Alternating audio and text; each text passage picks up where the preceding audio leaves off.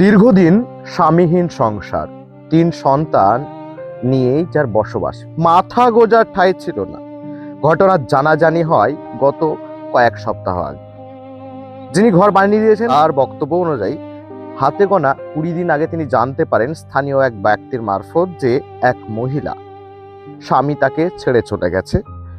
সেই মহিলা স্বামীহীন সংসার চালাচ্ছে, যার মাথা গোঁজার ঠাঁই নেই। রয়েছে কচি কচি ৩ সন্তান, ২ কন্যা ও ১ পুত্র।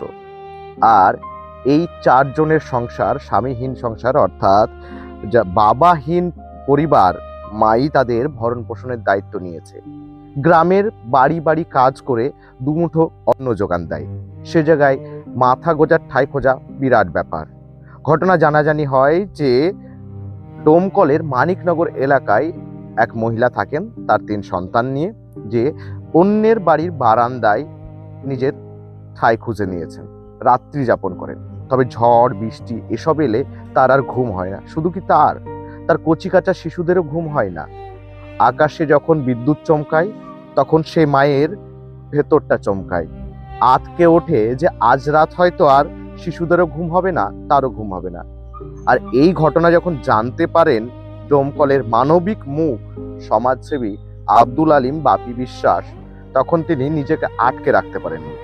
ঘটনা জানার পরেই যার মারফত তিনি ঘটনা জেনেছেন তাকেই বলেন যে অতি তৎপরতার সহিত তুমি একটি ঘর বানিয়ে দাও।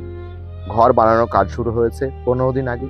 ঘর বানানোও হয়েছে, চারদিকে টিন ও ওপরে ছাউনি টিনের। যার যতটুকু সমর্থন সে ততটুকুই দেবে।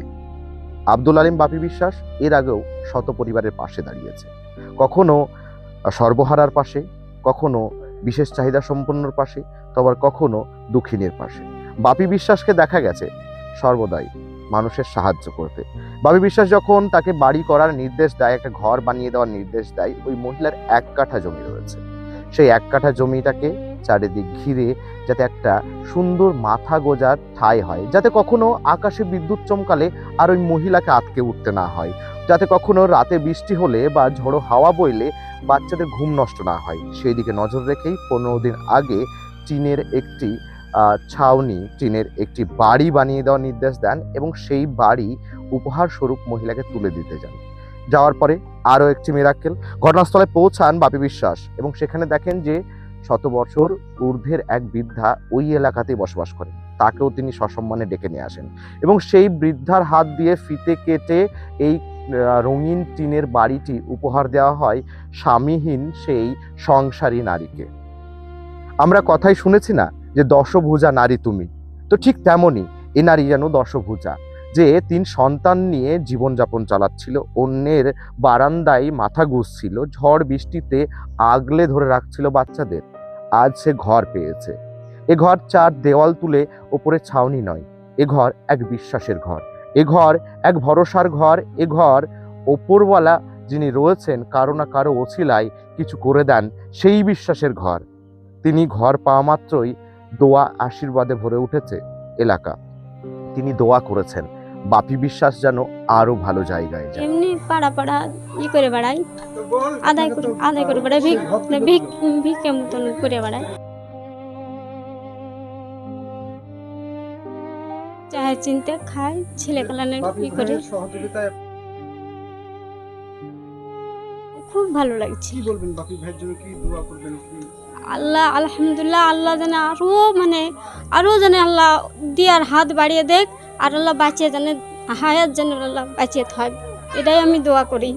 আমি আল্লাহর কাছে এটাই আমি সবাই যেন ভালো থাকুক, আমার মতন অসহায়কে যেন পাশে থাকুক, আমি এটাই চাই। বাপি বিশ্বাস যেন আরো হাজারো মানুষের পাশে এভাবেই দাঁড়ায়। কিন্তু এই বাপি বিশ্বাস তিনি কে?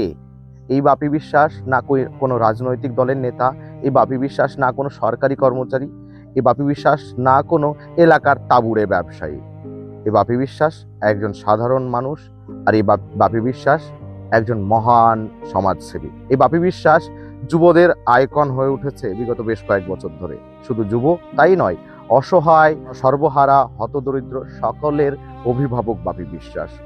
এলাকায় পরিচিত বাপিদা নামে। আর এই বাপিদার কার্যকলাপকে আমরাও কুর্নিশ জানাচ্ছি। ডোমকলের মানিকনগরের এই ঘটনা আমরা আজকে তুলে ধরছি আপনাদের সামনে। বিগত দিনেও আমরা তুলে ধরেছি। বাপি বিশ্বাস যেমন করে কাজ করছে সত্যিই প্রশংসনীয়। সমাজ প্রশংসা করবে তারই যে সমাজের কাজে লাগে। সমাজের এমন একটা অংশে আমরা রয়েছি, সেই অংশ থেকে অঙ্গ তৈরি হতে অনেক বুকের পাটা লাগে, কিন্তু এই বাপি বিশ্বাসের বুকের পাটা রয়েছে যে আজকে বুক চিতিয়ে সর্বহারা হতদরিদ্রদের পাশে দাঁড়িয়ে থাকেন। বাপি বিশ্বাসকে শত কোটি ধন্যবাদ আমাদের চ্যানেলের পক্ষ থেকে। 7 নাম্বার ওয়ার্ডে একজন মায়ের জায়গা ছিল না। এই এলাকার গ্রামবাসীরা সকলে মিলে একটা জায়গা ব্যবস্থা করে দিয়েছেন, কিন্তু তার মাথা গোজার কোনো আশ্রয় ছিল না।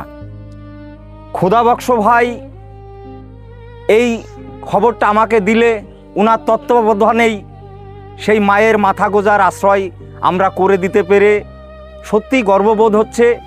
কারণ একজন গৃহহীন মানুষই জানে যে গৃহ না থাকার কি যন্ত্রণা। আজ তার মুখে হাসি ফোটাতে পেরে সত্যি আমরা গর্ববোধ করছি।